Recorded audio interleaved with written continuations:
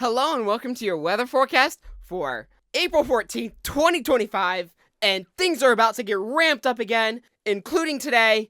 We have a small risk of severe weather over here, and we have a trail of rain and clouds at the moment. And later this week is going to start a new severe weather sequence. So let's get started. First of all, we have a small system moving through the Midwest and the Northeast and over in Canada, bringing some snow, and we're actually bringing some light moisture over here in the Southwest. And this continued pattern is going to shift, and that is going to produce cooler air over here and warmer air over here, and we're going to get systems crossing the Rockies again, which is going to produce severe weather because the temperatures like to clash in spring. It's April, so let's get right into it. First of all, I do want to show you our Jetstream. This is our GFS Jetstream here.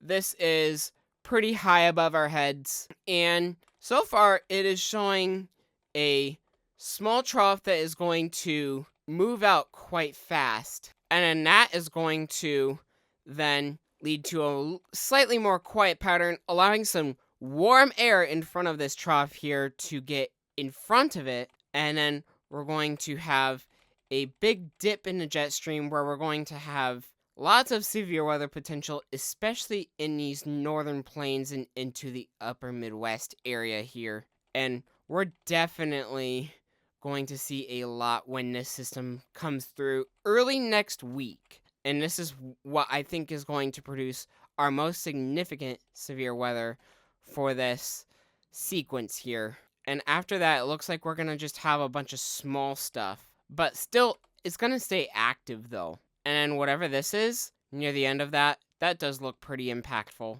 So, let's look at what our future radar could look like. So, this is our 18Z run from our North American model here. This is a mesoscale model that allows for convection here and can show us where our storms are going to be popping up today. So, tonight, actually they're active right now, but storms are going to be active across Ohio, Indiana, West Virginia, into Virginia. But since they're happening, I'm going to spend a little less time on this. And we're also going to get some light severe weather over here too. And behind this, we're actually going to get some snow into Michigan and potentially Wisconsin here. So again, now I'll bring some snow through there.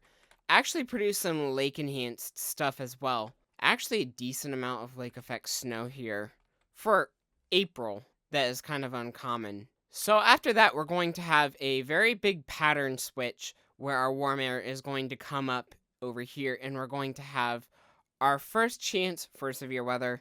Now looking out further, we're going to see this storm come through pretty quickly, and then that is going to move out of our hair as we head into midweek, and we're going to start building up heat over here in the plains, and that will slowly make it work its way east. And that's going to allow for some small thunderstorms over here, up here into the Dakotas and Minnesota, and produce some heavy rain as well up there. And it looks like we're going to have some decent snow on the Rockies from this system. And then what is really going to happen here is we're going to see a small potential there on the Thursday.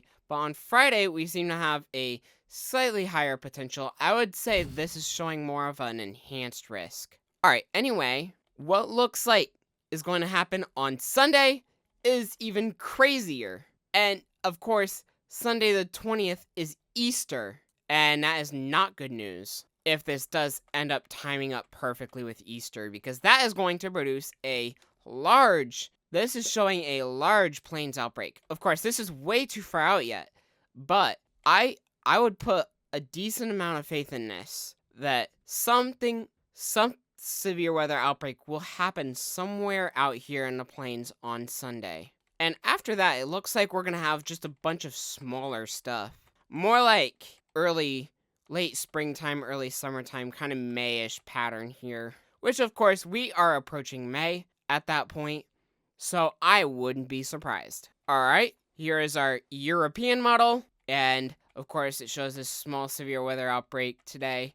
And then we're going to have a dip of cool air and some snow in the northeast and Midwest. And here's our heat moving in. We actually have some frontal storms here on Thursday. And you'll see in a minute, but the Storm Prediction Center is predicting something for that day. And then on Friday it is showing something a little later than the GFS, but it's showing kind of just a widespread small outbreak here across the Midwest Great Lakes region and into the plains. But again, the system on Sunday also shows some sort of severe weather taking place on Sunday into Monday. And then again, seems like some decent severe weather, but not like super duper crazy. So with our temperatures for this, we're going to see a big cool down over here in the east, like I've been talking about. And warm air in the west is soon going to be pushed out by a big blast of cold air. And this collision here is going to produce lots of severe weather. And once that is kind of through, we're going to see potentially more severe weather clashing up here, but a little less. And it looks like we're going to be in a more cool pattern according to the GFS by the end of this run. But if we look at our 12Z here, it is showing still a bunch of clashing. Anyway, we actually do have an enhanced risk for severe weather today over here in West Virginia. This is actually pretty rare for over here.